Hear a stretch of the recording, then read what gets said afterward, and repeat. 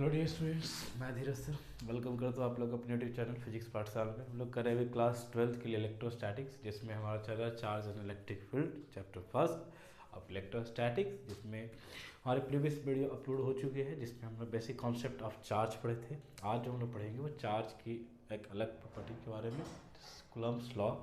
ठीक है, जैसा कि मैंने प्रीवियस वीडियो में बताया था कि अगर सेम नेचर की चार्ज होंगी तो एक दूसरे को अट्रैक्ट करती है, और अपोजिट नेचर की चार्ज होंगी तो एक दूसरे को सेम नेचर की चार्ज होंगी तो एक दूसरे को रिपेल करेगी, और अगर अपोजिट नेचर की चार्ज होंगी तो एक दूसरे को अट्रैक्ट करती है। ठीक है, अब यहाँ पर बात ये आती है कि ये जो चार्ज के बीच में लगने वाला force of attraction and repulsion होता है वो आखिर जो है वो कैसे निकाला जाए, मैथमेटिकली कैसे इसको सॉल्व किया जाए। तो इसके लिए जो है सीए कुलाम नाम के एक साइंटिस्ट ने, फ्रेंच साइंटिस्ट थे जिनका नाम था सीए कुलाम, उन्होंने 1785 में जो है एक लॉ दिया जिसके अनुसार से किसी दो ऑब्जेक्ट्स के बीच में या दो चार्ज के बीच में जो है अगर एक डिस्टेंस अगर रखा जाए, ठीक है, माइनर डिस्टेंस हो, तो उन दोनों के बीच में लगने वाला चार्ज, जो चार्ज के कारण से लगने वाला जो फोर्स होगा, जिसे इलेक्ट्रोस्टैटिक फोर्स कहते हैं, दो चार्ज के बीच, दो स्टेशनरी चार्ज के बीच में लगने वाले फोर्स को इलेक्ट्रोस्टैटिक चार्ज कहते हैं। ठीक है, तो चाहे वो अट्रैक्शन का हो चाहे तो वो रिपल्सन का हो,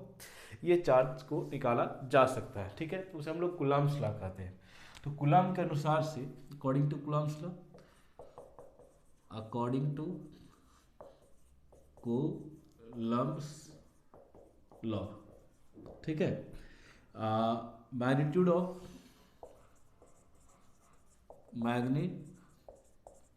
of force of attraction or repulsion between two charges। ठीक है, first directly proportional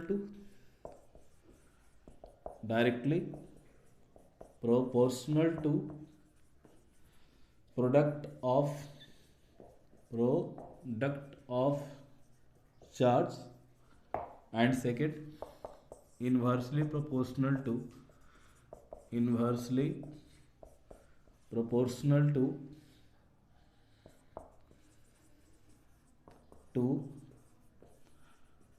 a square of distance between them। ठीक है, between them, and the force acts along to the line which join to the center of the charges।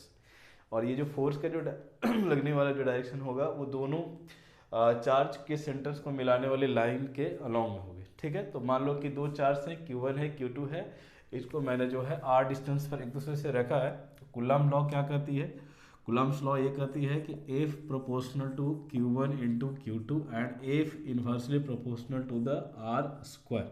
ठीक है, अब इसमें ये जो फोर्स है वो अट्रैक्शन एंड रिपल्सन दोनों का हो सकता है, डिपेंड करता है कि जो चार्ज इसमें इन्वॉल्व है वो चार्ज की नेचर क्या है, पॉजिटिव है या नेगेटिव है, या दोनों अलग अलग नेचर की है। ठीक है, तो अगर इन दोनों को अगर एक साथ कर दे तो हमें मिलेगा क्या, F proportional to Q1 into Q2 divide by R square. Sign of proportionality को अगर रिप्लेस करेंगे हम तो यहाँ पर मिलेगा क्या, यहाँ मिलेगा F is equal to K into Q1 into Q2 by R square. ठीक है, उसके बाद K का जो मान है वो होता क्या है, तो F इज इक्वल टू हो जाएगा 1/4 pi epsilon into Q1 Q2 by R square. अब यहाँ पर जो एप्सिलॉन है इसको हम लोग कहते हैं एब्सोल्यूट, जो है वो परमिबिलिटी कहते हैं, एब्सोल्यूट जो है इसे परमिबिलिटी कहा जाता है। ठीक है, ये जो एप्सिलॉन है इसका मान जो है वो एप्सिलॉन इंटू एप्सिलॉन नॉट होता है। Epsilon is equal to epsilon naught into epsilon r होता है, जहाँ एप्सिलॉन नॉट को जाकर जो है कहा जाता है electrical permittivity of free space या वैक्यूम, और ये जो आप देख रहे हो इसे डाई इलेक्ट्रिक कांस्टेंट कहा जाता है।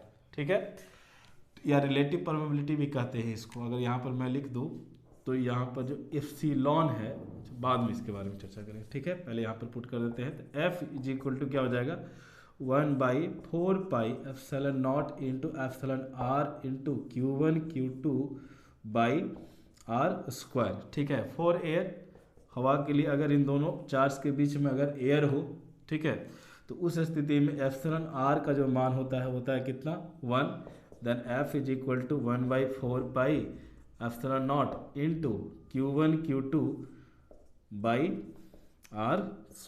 ये हमारा हो गया क्या, ये हमारा हो गया जो है force of attraction and repulsion का जो है मान दो चार्जेस के बीच में। ठीक, अब यहाँ पर बात ये आती है कि ये जो दो टर्म है जिसमें मैंने एब्सोल्यूट जो है वो परमिबिलिटी बोला, और उसके बाद जो है ये जो है एप्सिलॉन नॉट को बोला जाकर कि ये जो electrical permittivity of free space होता है, एप्सिलॉन आर को बोला जो है रिलेटिव परमिटिविटी ऑफ जो है वो मीडियम होता है।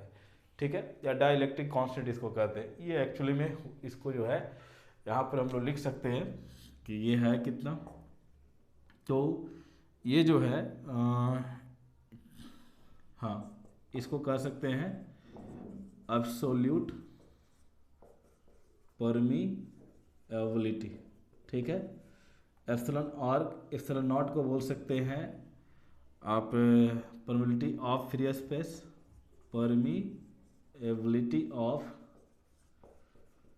फ्री स्पेस या वैक्यूम भी कह सकते हो, और एप्सिलॉन आर को हम लोग कह सकते हैं डाई इलेक्ट्रिक कांस्टेंट कह सकते हैं, डाई इलेक्ट्रिक कांस्टेंट। ठीक है, अब यहाँ पर बात ये आती है कि ये 1/4πε0 जो है वो कांस्टेंट टर्म है, तो इसका वैल्यू कितना होगा। ठीक है, क्योंकि इसमें जो एप्सिलॉन नॉट है इसका वैल्यू जो है वो फिक्स है। क्या, देखो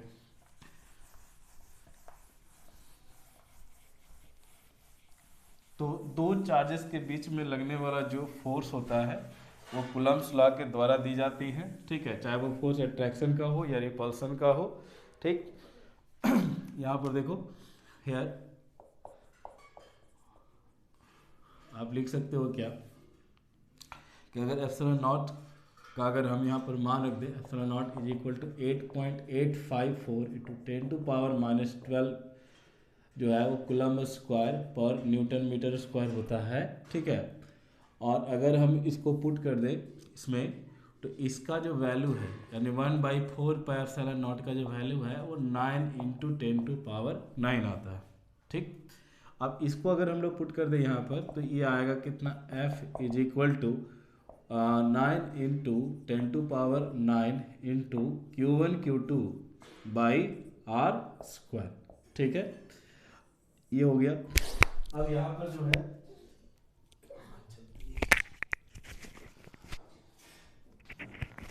ठीक है, तो ये हो गया हमारा क्या, ये हो गया हमारा कूलम्ब्स फोर्स, या इसी को हम लोग कह सकते हैं इलेक्ट्रोस्टैटिक फोर्स कर सकते हैं, इलेक्ट्रोस्टैटिक फोर्स। ठीक है, अब इस फोर्स की अगर हम बात कर लें तो ये फोर्स का नेचर क्या होगा, अट्रैक्शन एंड रिपल्सन, तो वो कैसे निकालोगे। ठीक, तो उसके लिए देखेंगे कि फोर्स का मैग्नीट्यूड जो है वो किस साइन में आ रहा है। ठीक, फोर्स जो निकाल रहे हो, कैलकुलेट कर रहे हो दोनों चार्जेस के बीच में, वो पॉजिटिव आ रही हैं नेगेटिव आ रही हैं। तो जैसे मान लो यहाँ पर कि दो कंक्लूजन्स लेते हैं कि अगर एफ, ठीक है, case 1 F is greater than 0 या एफ पॉजिटिव हो, ठीक है, तो वहाँ पर जो इसका नेचर होगा वो होगा किसका, अट्रैक्शन का। ठीक, case 2 F less than 0 then F is negative. ठीक है, तो नेचर क्या होगा, सॉरी रिपल्सन नहीं होगा, ये होगा रिपल्सन।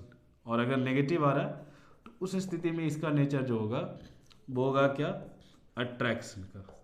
ठीक है, तो ये कब आएगा, तो जैसे देखो पॉजिटिव आएगा कब, जब एक पॉजिटिव हो दूसरा भी चार्ज क्या हो, पॉजिटिव हो, एक नेगेटिव हो दूसरा चार्ज भी क्या हो, नेगेटिव हो, तो दोनों को मल्टीप्लाई करोगे तो क्या मिलेगा, पॉजिटिव ही मिलेगा। दोनों का रिजल्टेंट क्या होगा, दोनों का रिजल्टेंट पॉजिटिव। तो जब दोनों का रिजल्टेंट पॉजिटिव आ रहा है इसका मतलब है कि दोनों के नेचर्स क्या है, सेम है, तो दोनों प्लस प्लस चार्जेस होगी या दोनों माइनस माइनस चार्जेस होगी, तो इन दोनों के बीच में रिपल्सन फोर्स लाए, जो कि ऑलरेडी हम लोग पढ़ चुके हैं। ठीक है, अब यहाँ पर बात करते हैं कि नेगेटिव कब आएगा, ठीक है। तो नेगेटिव कब पॉसिबल है, जैसे मान लो कि अगर फर्स्ट नेगेटिव है या सेकंड पॉजिटिव है, या फर्स्ट पॉजिटिव एंड सेकंड क्या है नेगेटिव है, तो इन दोनों के बीच में जो फोर्स लगेगा वो कैसा होगा, अट्रैक्शन फोर्स होगा, क्योंकि इन दोनों का प्रोडक्ट क्या आएगा, नेगेटिव आएगा, ठीक है। तो ये था क्या, ये था कूलम्ब्स लॉ के अनुसार से इलेक्ट्रोस्टैटिक फोर्स का मान, जिसमें हम लोग दो चार्जेस के बीच में जाकर जो है, दो पॉइंट चार्जेस के बीच में अगर r डिस्टेंस हो तो हम लोग इस फॉर्मूले से इसको कैलकुलेट कर सकते हैं। आप चाहो तो इसका वेक्टर फॉर्म भी ले सकते हो, vector f is equal to 9 into 10 to power 9 into Q1 Q2 by r square into r cap, ठीक है। आप चाहो तो इसमें वेक्टर जो है फॉर्म और एक्सपेंड कर सकते हो। नेक्स्ट वीडियो में मैं आपको और डिटेल से कर दूंगा कि इसका वेक्टर जो है फॉर्म और किस तरीके से लिखा जा सकता है, ठीक है। यहाँ पर यूनिट वेक्टर मैंने सिर्फ लिया है कि आर का जो डायरेक्शन होगा जिधर की ओर फोर्स लग रहा है उधर की ओर का ये यूनिट वेक्टर होगा, ठीक है। अब यहाँ पर बात ये आती है कि जो कूलम्ब्स लॉ है वो किन किन बातों पर निर्भर करती है, इनके लिमिटेशंस क्या है, ठीक है। तो पहली बात कि कूलम्ब्स लॉ जो होती है वो पॉइंट चार्जेस के लिए ही सिर्फ एप्लीकेबल होती है, यानी कि जो चार्ज जो बहुत ही छोटे होते हैं, ठीक है। दूसरा, ये कूलम्ब्स लॉ जो है वो बड़ी से बड़ी दूरियों से लेकर जो है छोटी से छोटी डिस्टेंस तक होती है। अगर आप बात कर लो तो एक इलेक्ट्रॉन जो है एटम्स में न्यूक्लियस के चारों तरफ जो चक्कर लगा रहा है उनके बीच का जाकर जो है गैप बहुत ही कम होता है, 10 टू पावर -10 से लेकर जो है 10 टू पावर -13 तक होता है, ठीक है। तो इतनी छोटी दूरी तक जो है ये कूलम्ब्स लॉ जो है वो इलेक्ट्रोस्टैटिक फोर्स को जो है वो जनरेट कर सकता है या निकाला जा सकता है, ठीक है। यानी कि आप जैसे देखो कि सेंटर से न्यूक्लियस सेंटर जो एटम का सेंटर होता है उससे इलेक्ट्रॉन क्या होता है, बंधा होता है। तो जिस फोर्स के द्वारा बंधा होता है उस फोर्स को हम लोग कहते हैं इलेक्ट्रोस्टैटिक फोर्स कहते हैं, क्योंकि प्रोटॉन्स पॉजिटिव होते हैं, इलेक्ट्रॉन्स क्या होते हैं, नेगेटिव होते हैं, ठीक है। तो ये हमारा क्या था, ये था हमारा कूलम्ब्स लॉ, ठीक है। कूलम्ब्स लॉ के द्वारा हम लोगों ने देखा यहाँ पर कि किस तरीके से हम लोग इसमें जो है दो चार्जेस के बीच में अट्रैक्शन एंड रिपल्सन फोर्स को जो है वो कैलकुलेट कर सकते हैं। तो बच्चों मिलते हैं अपने नेक्स्ट वीडियो में, तब तक के लिए जय हिंद।